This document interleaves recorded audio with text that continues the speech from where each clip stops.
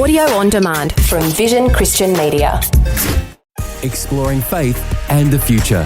Neil Johnson and Bible teacher Dr. Camille Majdali.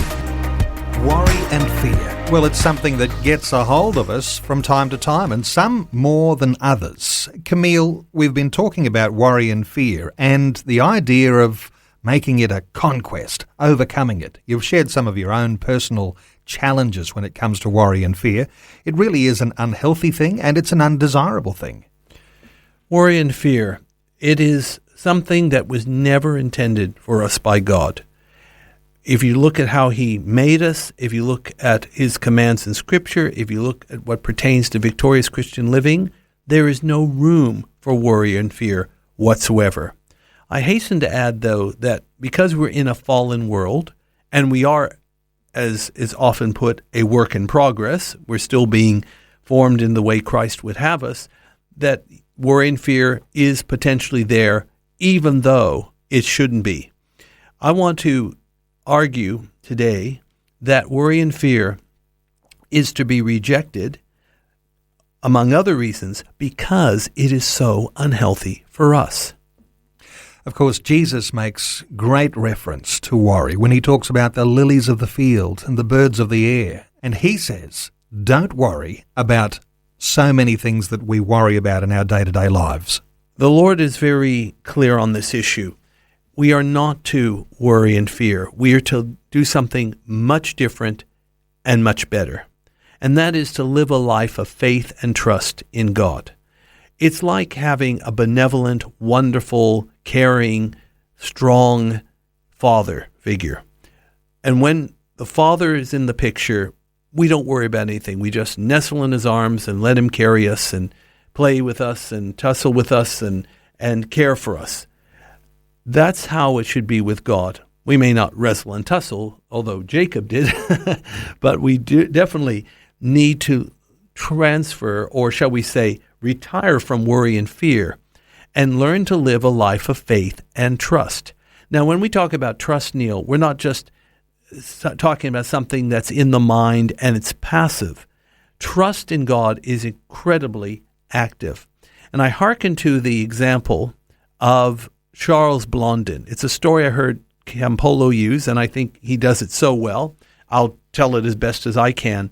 But Charles Blondin was a great showman of the not even the last century, the 19th century, around 1859, 1860, who made it his career to walk on a tightrope across Niagara Falls. And he didn't do it once, but repeatedly.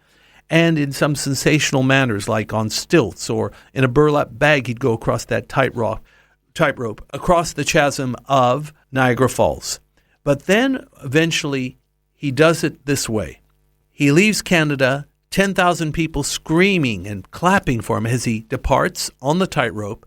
As he approaches the American shore of Niagara Falls chasm, 10,000 Americans are cheering him on as well. It's almost like Beatlemania, but in the 19th century. And if you want to get 10,000 screaming, hysterical, celebrity-obsessed Americans to be quiet in a nanosecond, do what Blondin did. And as he got to the shore, he says, "Do you believe in Blondin?" "We believe," they shouted. "Do you trust in Blondin?" "We trust." "Okay, friends, let's see how much you trust. I'm returning to Canada on this tightrope. I want to take one of you with me." Dead silence. You could hear a pin drop. It's one thing to say with your mouth, "You trust," but it's another thing to commit your life into the hands of another. Eventually, the man that knew Blondin best, his manager, Henry Colcord, he took the challenge. He got on Blondin's shoulders, and it must have been the most lengthy 3 hours of that man's life as Blondin inches his way across that tightrope. He could have felt every sway of the rope, every breath, every movement, and yet the trust was not misplaced. They made it to the other side. If we're going to worry and fear, then we have no trust. We're going to sink into the rapids below. If we're going to trust in God, and that means we hand everything over to Him and let Him carry us, we will truly make it to the other side. Faith and the future with Neil Johnson and Dr. Camille Majdali from Teach All Nations.